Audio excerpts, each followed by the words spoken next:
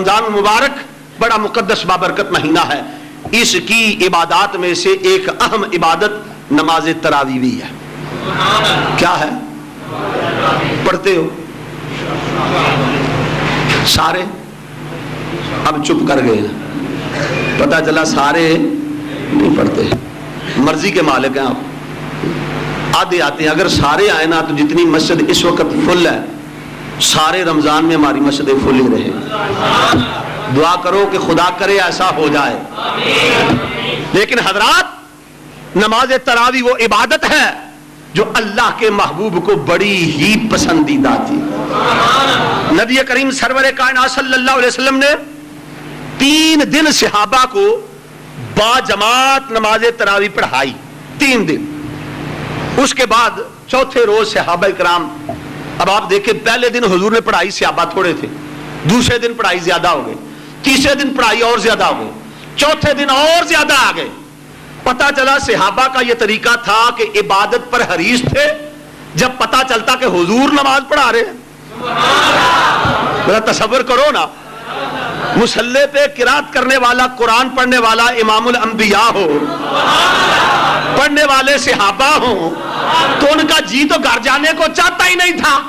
وہ تو چاہتے تھے کہ رب کے قرآن کی تلاوت ہوتی رہے، رب کا محبوب پڑھتا چلا جائے، ہم سنتے۔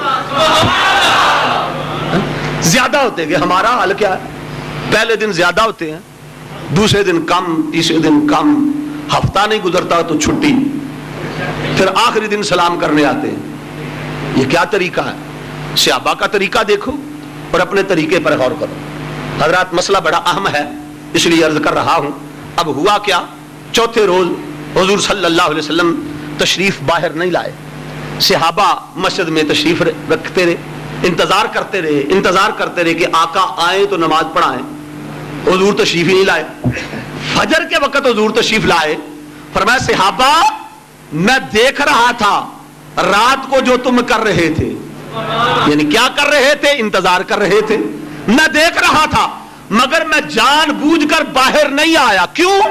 فرمایا مجھے اندیشہ تھا کہ اگر میں آج بھی باہر چلا گیا تو کہیں اللہ اس عبادت کو میری امت پر فرض نہ فرما دے، اللہ کی طرف سے حکم نہ آ جائے کہ ساری زندگی ہر مسلمان پر تراویح فرض ہے۔ فرمایا اس لیے میں جان بوجھ کر رک گیا، پسند تو مجھے بڑی ہے مگر فرض کے اندیشے سے میں باہر نہیں آیا۔ اس کے بعد صحابہ کا معمول کیا تھا کہ علیحدہ علیحدہ اپنے گھروں میں نماز تراویح ادا کرتے تھے۔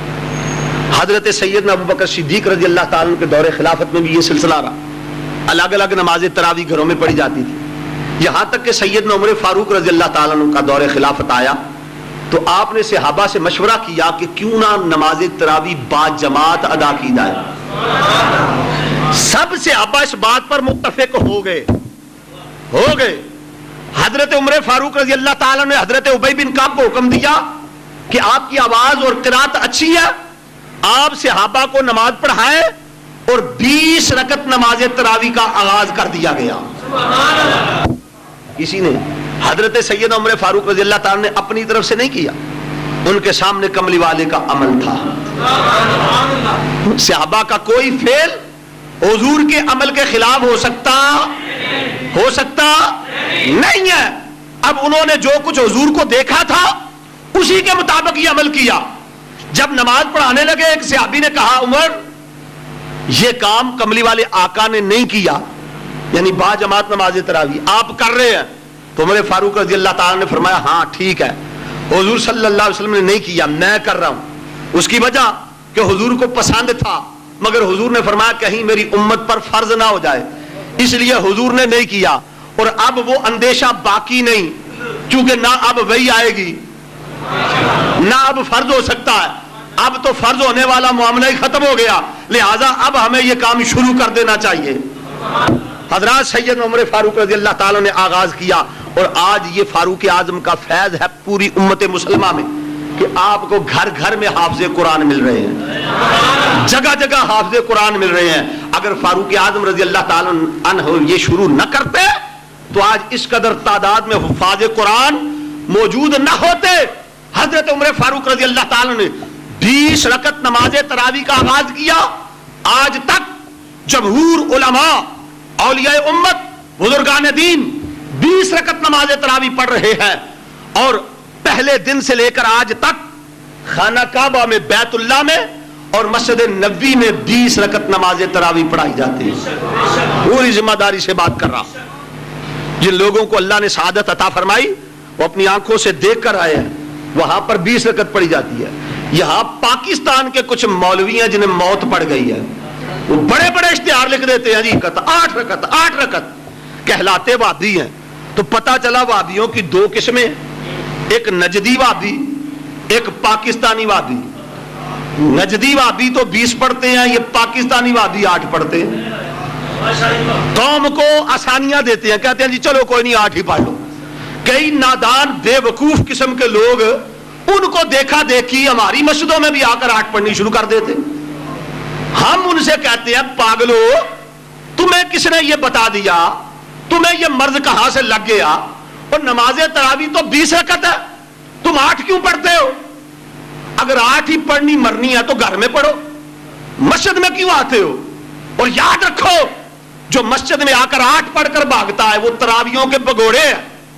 और ऐसा बंदा अगर उसकी देखा देखी कोई और भी भागता है तो जितने उसकी देखा देखी भागते हैं उनका भी अजाब उसके जिम्मे है जो ये काम करता है। इसलिए होश के नाखून लेने चाहिए, तवज्जो करनी चाहिए। और इस बात को कहने में मुझे किसी किस्म की हिचकिचाहट नहीं है कि इमाम को हालते नमाज में छोड़ जाना, इमाम को कुरान पढ़ते हुए भाग जाना, ये कूफियों की अलामत है, ये कूफियों का तरीका है। ईमान वालों का ये तरीका, ईमान वालों का ये तरीका। हजरत इमाम मुस्लिम बिन अकील कूफे में जब नमाज पढ़ा रहे थे तो 40,000 पीछे थे, लेकिन जब इब्ने ज़ियाद गवर्नर बन के आ गया, उसने लोगों को डराया, आपने सलाम फेरा तो सिर्फ 2 आपके साहबजादे मौजूद थे, सब भाग गए थे। तो इमाम को नमाज के अंदर छोड़कर भाग जाना ये ईमान वालों का तरीका नहीं, ये कूफियों का तरीका है। इसलिए उस तरीके से बाद आओ। वो तरीका अच्छा तरीका नहीं है कि जब नमाज खड़ी हो तो 10 सफ़े हो और जब 20 रकत पूरी करके हम देखें तो 2 रह जाए। ये कौन सा तरीका है? नमाज तरावी ये 20 रकत है। हजरत सैयदना उमर फारूक रज़ी अल्लाह ताला ने 20 रकत पढ़ाई, हजरत इमाम आजम ने 20 रकत, इमाम मालिक ने 20 रकत, इमाम शाफी ने 20 रकत, इमाम अहमद बिन हंबल ने 20 रकत पढ़ी। हाँ हाँ, दाता अली हजवेरी ने 20 रकत पढ़ी है, गौसे आजम ने 20 रकत पढ़ी है, ख्वाजा जवेरी ने 20 रकत पढ़ी है, पीर मेहर अली ने 20 रकत पढ़ी है, इमाम रब्बानी मुजद्दद अल-सानी ने 20 रकत पढ़ी है।